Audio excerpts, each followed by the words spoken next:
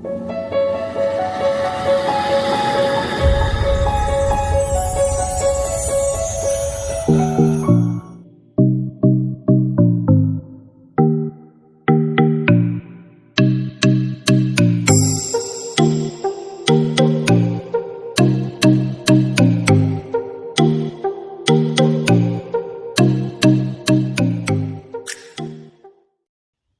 ইউনিভার্সিটির সেকেন্ড সেমিস্টারের 2020 pass general বা প্রোগ্রামীদের ফিলোজফি কোশ্চেন। এটা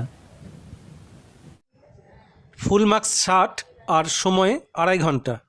এই প্রশ্নটাতে তোমাদের মান 2, মান 5 আর মান 10-এর প্রশ্নের উত্তর দিতে হবে। এই পরীক্ষাটাতে তোমাদের লজিক থাকে, থিওরিও থাকে। একটু বুঝে শুনে উত্তর দিতে পারলে নাম্বার ভালো পাওয়া যায়। এবার মান 2-এর প্রশ্নগুলো দেখে নাও। পরীক্ষার প্রশ্নপত্রে মোট 15টা প্রশ্ন দেওয়া থাকে, এর মধ্যে থেকে তোমাদের 10টা করতে হয়। প্রথম প্রশ্ন এ নম্বর, আদর্শ আকারের নিরপেক্ষ বচনের কটি অংশ ও কি কি? বি নম্বর, কেবলমাত্র শিশুরাই সৎ, এই বাক্যটির তর্কবিদ্যাসম্মত আকারটি দাও। অর্থাৎ এখানে তোমাদের নিরপেক্ষ বচনে এটা রূপান্তরিত করতে বলছে এবং তোমরা জানো যেটা এ ই আই ও এই ফর্মের মধ্যে যেটা সঠিক সেটাই করতে হবে। সি নম্বর প্রশ্ন, বচন বলতে কি বোঝায়? ডি নম্বর, একটি ননর্থক বচনের বিধেয় পদটি ব্যাপ্য হয় কেন?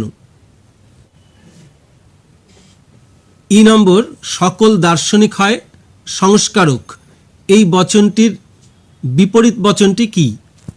এফ, এ বচনের আবর্তনের একটি উদাহরণ দাও। জি, একটি নিরপেক্ষ ন্যায়ের সংস্থান বলতে কি বোঝায়? এইচ, সত্যাপেক্ষ বচন বলতে কি বোঝায়? আই, যদি পি ভেল কিউ মিথ্যা হয় তাহলে পি নাল Q dot curl P triple bar Q এর সত্যমূল্য কি?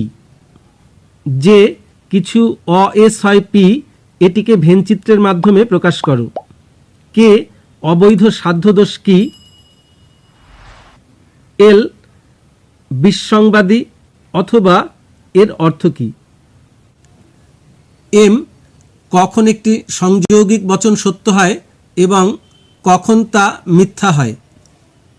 এন, শূন্য শ্রেণী কাকে বলে? ও, ব্যতিরেকী পদ্ধতির সাংকেতিক আকারটি লেখো। তোমরা মনে রাখবে যে মিলের যে কটা পদ্ধতি আছে, অন্যই পদ্ধতি, ব্যতিরেকী পদ্ধতি, অন্যই ব্যতিরেকী পদ্ধতি, সহপরিবর্তন পদ্ধতি, পরিশেষ পদ্ধতি, যে কটা পদ্ধতি আছে সবকটা পদ্ধতিরই তোমরা সাংকেতিক আকারটা দেখে রাখবে। এর মধ্যে থেকে একটা কিন্তু পরীক্ষায় সবসময় থাকে। এরপর মান 5, পরীক্ষার প্রশ্নপত্রে মোট 6টা থাকবে, এর মধ্যে থেকে তোমাদের 4টে প্রশ্নের উত্তর দিতে হবে। এ নম্বর, অমাধ্যম অনুমান কি?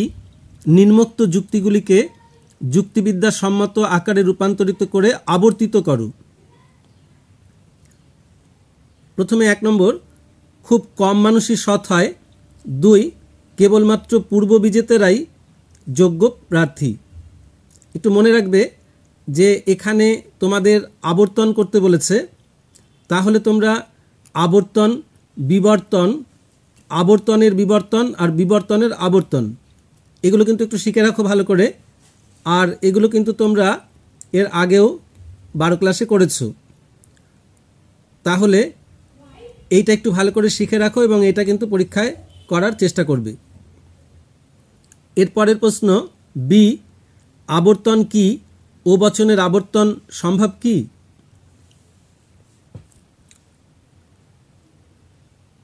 পরের প্রশ্ন সি, নিম্নোক্ত ন্যায় আকারগুলিতে যে দোষ ঘটেছে এবং বৈধ ন্যায়ের যে নিয়মটি লঙ্ঘিত হয়েছে তা উল্লেখ করো। 1 নম্বর, AEE 3, 2, IAI 1। এরপর ডি নম্বর,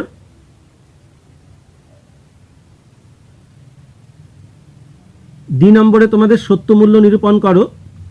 এটা করতে হবে। প্রশ্নটা বলছি, যদি এ বি সি সত্য হয় এবং XYZ মিথ্যা হয় তবে নিম্নোক্ত বচনগুলির সত্যমূল্য নিরূপণ করো। প্রথমেরটা এ নাল ফার্স্ট ব্র্যাকেটে বি ভেল X first bracket close third bracket close dot curl Y. এরপর 2 নম্বর থার্ড ব্র্যাকেট শুরু কার্ল ফার্স্ট ব্র্যাকেট শুরু এ ভেল বি ফার্স্ট ব্র্যাকেট ক্লোজ করে ডট ফার্স্ট ব্র্যাকেট শুরু বি নাল কার্ল এক্স ফার্স্ট ব্র্যাকেট শেষ থার্ড ব্র্যাকেট শেষ ভেল কার্ল ফার্স্ট ব্র্যাকেটের মধ্যে সি ডট জেড। এটা খুব ভালো, এটা খুব সোজাও, তাই একটু এটা প্র্যাকটিস করে রাখো, পরীক্ষায় চেষ্টা করবে এটা উত্তর করার জন্য। এরপর ইতে বলেছে সত্য সারণীর সাহায্যে নির্ণয় করো নিম্নোক্ত বচনাকারগুলি শতসত্য শত মিথ্যা না আপতিক। এই প্রশ্নটাও খুব ভালো, এটাও একটু প্র্যাকটিস করে নিলে পারবে। প্রথম প্রশ্ন 1 নম্বর ফার্স্ট ব্র্যাকেটের মধ্যে P dot curl Q first bracket close নাল আবার ফার্স্ট ব্র্যাকেট শুরু পি ভেল curl P first bracket close.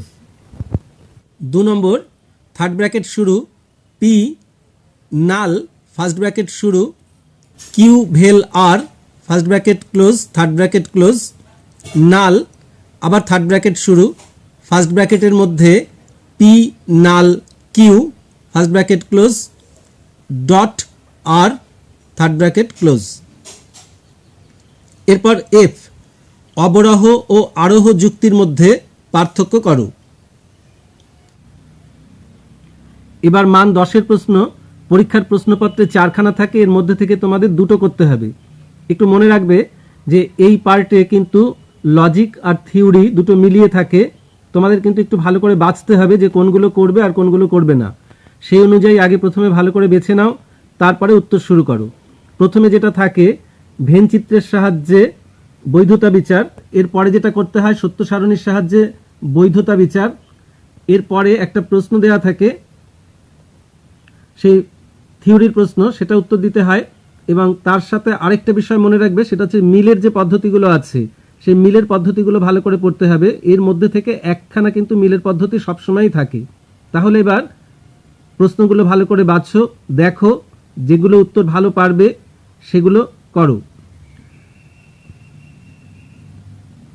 তাহলে আমি প্রশ্নটা বলে দিচ্ছি এবার। প্রথমে এ নম্বর প্রশ্ন, এ নম্বর প্রশ্নে ভেন চিত্রের সাহায্যে বৈধতা বিচার করতে হবে। তাহলে প্রশ্নটা বলছি যে নিরপেক্ষ ন্যায়ের মূর্তি বলতে কি বোঝো?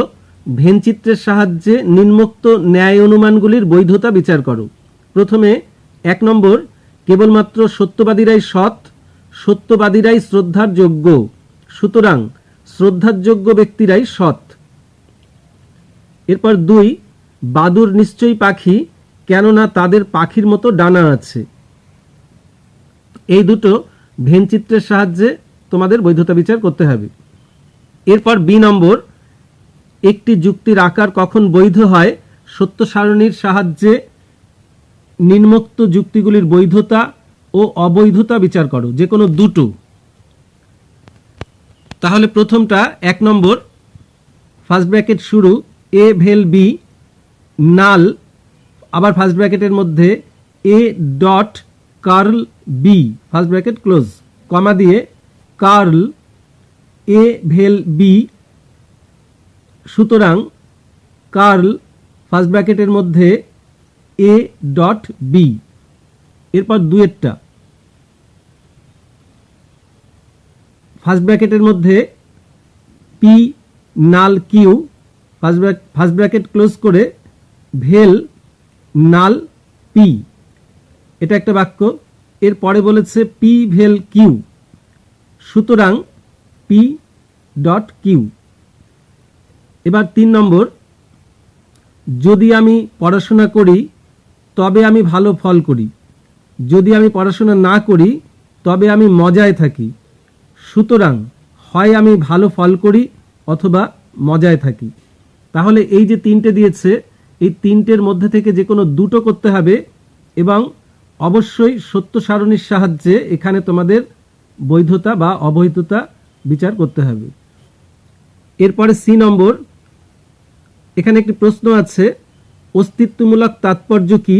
বুলের মতে সার্বিক বচনের অস্তিত্বমূলক তাৎপর্য আছে কি? ব্যাখ্যা করো।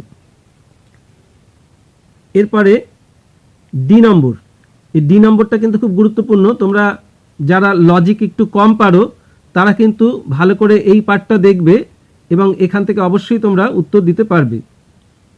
প্রথম প্রশ্ন, উপমা যুক্তি কি? উপমা যুক্তি মূল্যায়নের মানদণ্ডগুলি আলোচনা করো। এর সাথে অথবা আছে, মিলের অন্যই পদ্ধতিটি সবিচার আলোচনা করো। আমি একটু আগেই বললাম যে এই মিলের যে কটা পদ্ধতি আছে, অর্থাৎ মিলের এই অন্যই পদ্ধতি যেটা এবার দিয়েছে, এছাড়া তোমরা মিলের ব্যতিরেকী পদ্ধতি, অন্যই ব্যতিরেকী পদ্ধতি, সহপরিবর্তন পদ্ধতি, পরিশেষ পদ্ধতি যে কটা তোমাদের আছে সিলেবাসে, যে কটা আছে সবকটাই পড়ে যাবে। এগুলো কিন্তু এমন কিছু কঠিন নয়। যারা লজিক ভালো পারো না তারা এটার উপর জোর দেবে, এটা একটু ভালো করে পড়ে নেবে, তাহলে এই উত্তরটা তোমরা দিতে পারবে। এই পার্টে তোমাদের মোট দুটো প্রশ্নের উত্তর দিতে হয়। তাহলে আমি বলবো যে মিলের এই পদ্ধতিগুলো মুখস্থ করে নাও, তাহলে এখান থেকে একটা 10 নম্বরের পেয়ে যাবে। আরেকটা সত্য সারণীর সাহায্যে যেটা বৈধতা এবং অবৈধতা বিচার করতে বলেছে, তাহলে এই পার্টটা দেখো তোমরা। এই পার্টটা যদি ভালো করে নাও তাহলে কিন্তু তোমাদের দুটো প্রশ্নের উত্তর দেওয়া হয়ে যাবে।